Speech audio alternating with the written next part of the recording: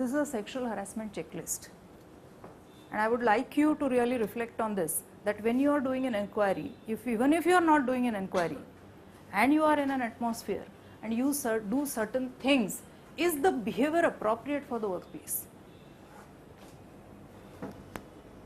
Right? Second, is the behavior sexual in nature or connotation?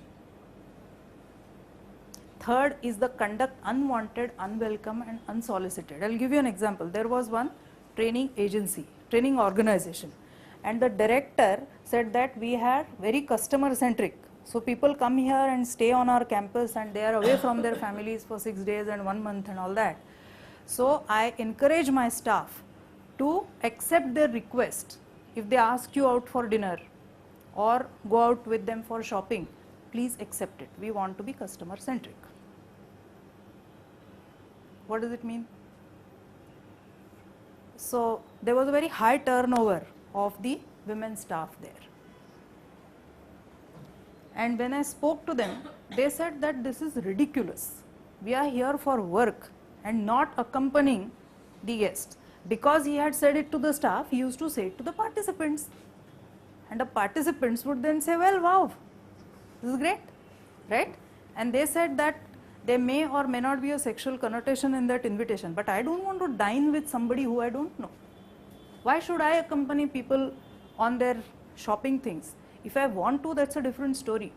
But this can't be the norm, right? Can they file a sexual harassment case? Very much, right? Elements of power, control or influence exist. Have sexual favors been demanded? Is the behavior creating a hostile or offensive environment? One small example.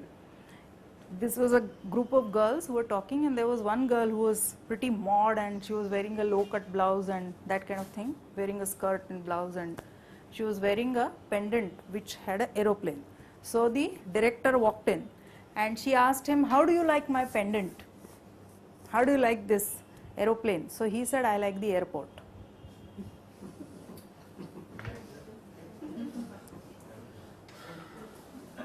Okay, and she had a hearty laughter and all that things, right?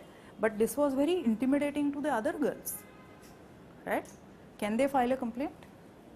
Is this befitting the workplace? All right, and the whole thing, that girl said, well, I am mod, I have no issues. Now you tell me, should there be a dress code? Yes, and her thing was, they are all ghatis, wearing saris and always closed and all that. I am enjoying life.